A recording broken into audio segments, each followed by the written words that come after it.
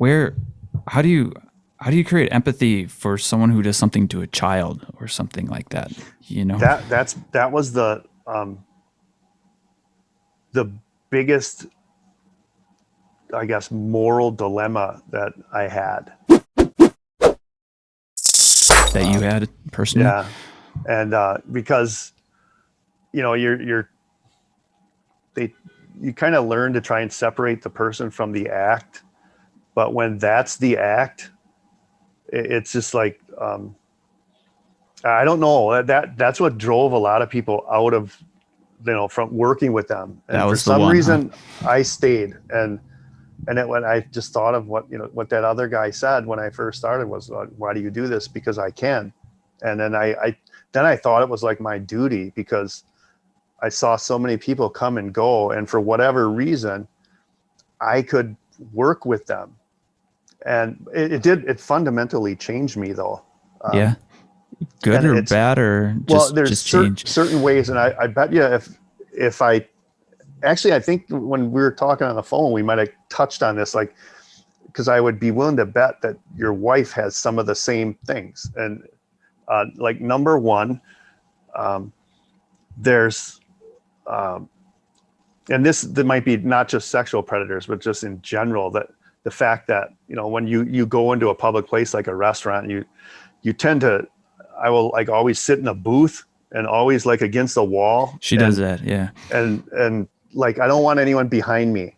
Right. So if I can be in a corner against a wall where I She can wants, see yep. everything, and I can see escape routes, Yeah. like, I kind of look at, like, other ways out. I So that there's that, and then some people might look at that as being paranoid. Another Cautious. thing I had was regarding children.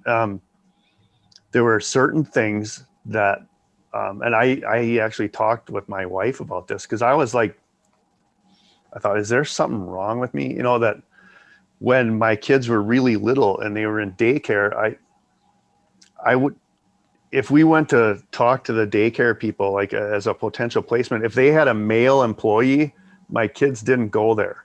Hmm. And that was like that, and that was like a deal breaker, like, no male employees. When I took them to their sporting events, like, every little thing they did, I would be the parent that would be sitting there the whole time while they were practicing. Like, a lot of parents drop their kids off and then leave. Yeah. I never once did that, because, like, I don't really know who and it was because I worked with so many sexual predators who We knew were their backgrounds. Yeah. worked in daycares, or they were coaches, or the other one, like, Wow. I had a group that, and it was kind of crazy. Now I make jokes about it, but I had a group that had 5 Catholic priests in it.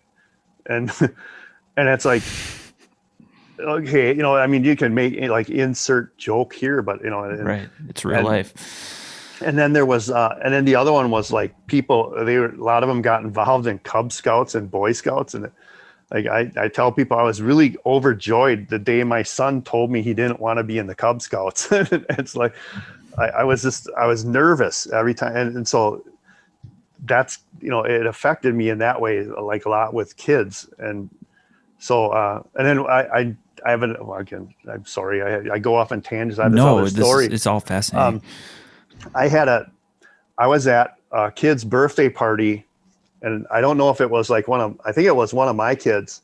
And so there's a bunch of kids there and their parents, and it was at a Chuck E. Cheese. And so they're all having their party, they're playing, and the kids are running around in the part where the, like, playground area is, like, those gross ball pits Yeah, and right. stuff. And so I walked up there, and this was something I don't consciously, I didn't even do this. And I didn't, I guess I wasn't even aware of what it was I was doing, but I was standing there watching these kids play.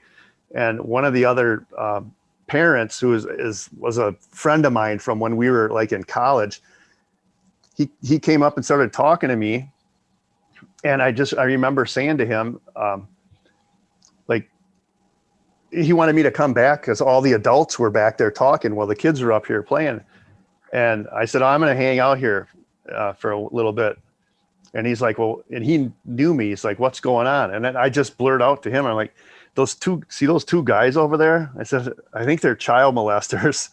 And he's like, and I didn't even notice them like at first. And then he looks at them and then he's like, well, what makes you say that? And then all of a sudden it's like this just clicked in. I did it. I had to have done it subconsciously. I said, they're not with any kids.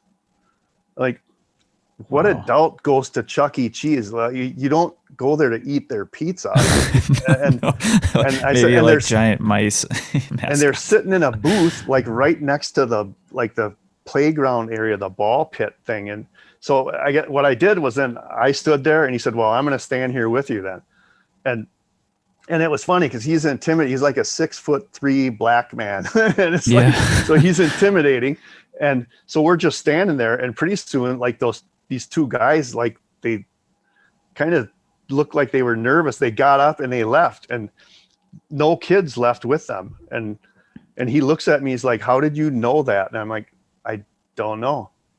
Well, you work with those people all the time, right? And I said, and then I figured like, okay, it has to be like just something you learn when you work in an environment like that. And it's like, your radar is always up or something. And so that, I mean, that's how it affected me.